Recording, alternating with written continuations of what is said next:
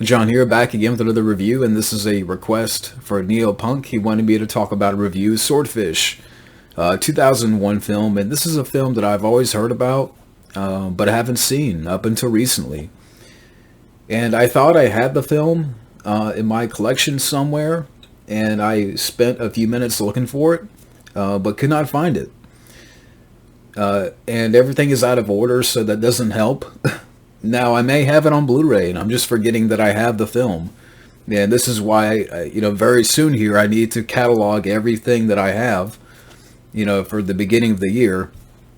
So I know what I have, I know what I own, but, yeah, I could not find the film anywhere. So I, looked online, and I, rented the film, and I got some decent entertainment out of this movie.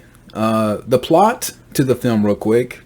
So you have John Travolta in the film. He's our main villain, and he leads this counter-terrorist unit, and he wants money to help finance their war against international terrorism.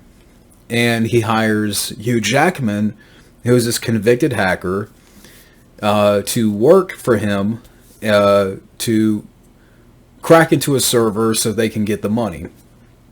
And as the film goes along, Jackman, finds out more about Travolta, and he tries to, stop his plans, and that's the plot here to the film. Now, the film is directed by Dominic Sena, and back in the early 90s, he directed a film called California, which I've heard about but haven't seen. I know that's with Brad Pitt, and I think David Duchovny's in that. Just a year before, he directed Gone in 60 Seconds with Nick Cage. And the last film he directed was Season of the Witch that came out in 2011, which I did see in a theater, but I can't remember anything about the movie.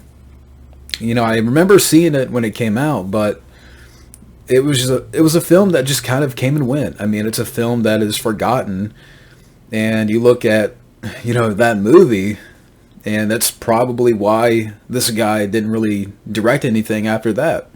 Because I think it came out in like January or February of that year, and it was a bomb. So the guy hasn't directed since, I believe, looking at his IMDb. And the film here is written by Skip Woods. Now, Skip Woods, he also wrote Hitman, X-Men Origins Wolverine, and he also wrote Die Hard 5, and this is a guy that we have talked about before on here. He sucks as a writer. He's not a good writer. I mean, I just named those movies right there that he had a hand in. Now the cast, getting right to the cast of the film, John Travolta, he's our main villain here, and he holds the film together. I think, looking back at this movie, like if you didn't have Travolta in here, I do think he brings sort of a cool factor to the character. And if you didn't have him in the film, I don't know if it would mean as much. But Travolta's good here.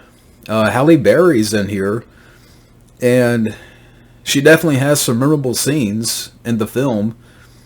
She definitely brings quite a bit of sex appeal to the movie. Meaning that there's a scene where you see her tits. She's laying out on a chair, and you see her breasts, and I can't complain. And I love Halle Berry, so yeah, she's hot in the movie. Hugh Jackman. This is right after he did X-Men, and in the beginning of the film, I wasn't sure about Hugh Jackman.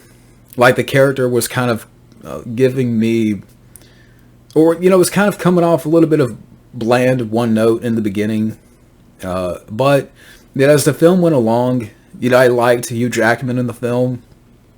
I thought him and Travolta had a good dynamic banter throughout the movie. Whenever they would exchange dialogue or share scenes, I liked that little bit of dynamic.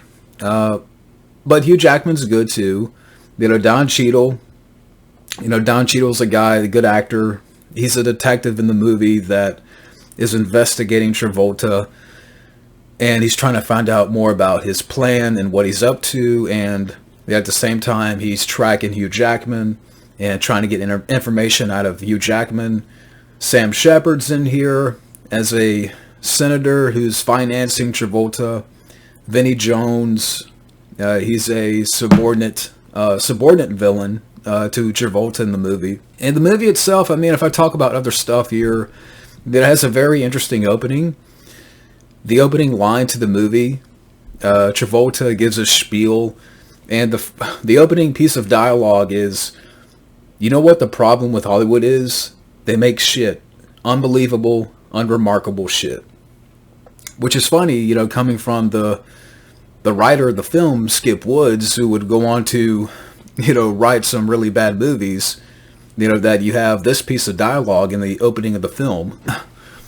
So it's ironic a little bit. But, you know, I like that speech that Travolta gives in the beginning of the film. And basically the movie opens up, you know, with the third act, where they're robbing this bank, and you get a bad explosion in the first 5 minutes. Very bad CGI. It's like they're really trying to, you know, copy something from The Matrix, and it just looks awful. I thought that was really bad. And as you get more into the film itself, you know, you have this subplot where Hugh Jackman wants to see his daughter.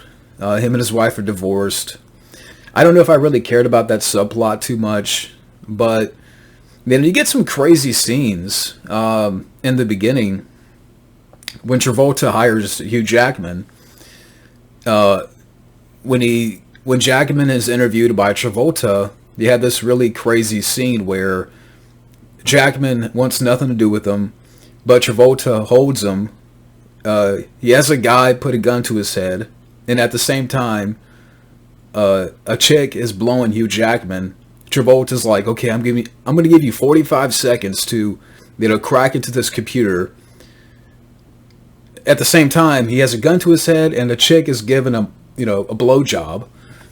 And so he's trying to, you know, concentrate, trying to crack into this computer. And it's a crazy scene. And, you know, Don Cheadle, again, he's a detective that's trying to find out more about Travolta's character. You have this one scene where Don Cheadle, you know, approaches Hugh Jackman. Hugh Jackman takes off on foot, and before you know it, Hugh Jackman is rolling down a mountain, and Don Cheadle is right behind him rolling down this mountain. And I'm like, for me, that scene just felt very over the top. Like it came out of nowhere. I don't know what the point of that scene was. And then when they land on the road, they're not injured. They're not, you know, no broken bones, nothing. You would think, you know, rolling down a mountain, you would hit some jagged rocks, some branches, whatever, but they're perfectly fine. You know, so it's like the movie spends about 2 minutes of, you know, Hugh Jackman, he's being pursued by Don Cheadle, and they're rolling down this mountain. Hugh Jackman, and then behind him is Don Cheadle. And I thought that scene was very over the top. And, you know, you find out more about Travolta and what his motive is, you know, what his plan is to get this money. And it kind of goes back to the third act of the movie. Because, like I said, the opening of the film opens with the third act. And then you need to go to the third act of the movie, you know, where Travolta takes Jackman's daughter, and he's like, okay, I have your daughter, you know, you're going to help me.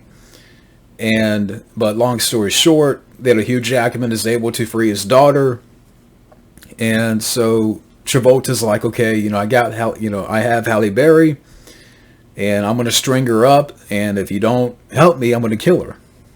Which he does, but you find out at the very end of the film that she didn't die. And maybe I should not give that away, but, you know, you have a little bit of escapism fun.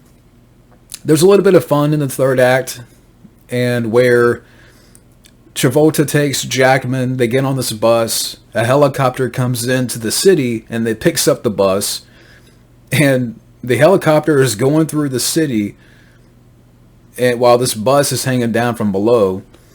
And I thought it was a little bit of fun. I mean, you can probably, you know, when you look back at that kind of scene, all these years later, you can probably, scoff at that. And man, I understand if people, might find that, a little bit far-fetched or whatever. I didn't mind it. I thought it was a little bit of fun, kind of like escapism, entertainment there. But Jackman kills Travolta, and what you find out at the very end, and again, maybe I shouldn't give this away, but the movie's been out for quite a while, that Travolta didn't die. That at the very end, you find out that he gets away. Halle Berry had survived. Travolta shot her. That might be Halle Berry right now. It's not Halle Berry. I wish it was. That would have made this review better. But Halle Berry, she returns at the very end because she had on a bulletproof vest. So Travolta and Halle Berry, they get away. Jackman goes on with his life, and that's kind of the movie. I may have given away some stuff here about the movie, but like I said, it's been out for a while, so... But, with all that being said, let me get to my overall thoughts on Swordfish. But overall, John Travolta isn't bad here. Hugh Jackman is fine. Halle Berry, certainly brings sex appeal to the movie, and in certain moments, stylish direction here, with some escapism fun in the third act. And overall, Swordfish, it's a decent thriller. But that's my review of Swordfish. Thank you to NeoPunk for the request. Thank you for watching, and have a good day.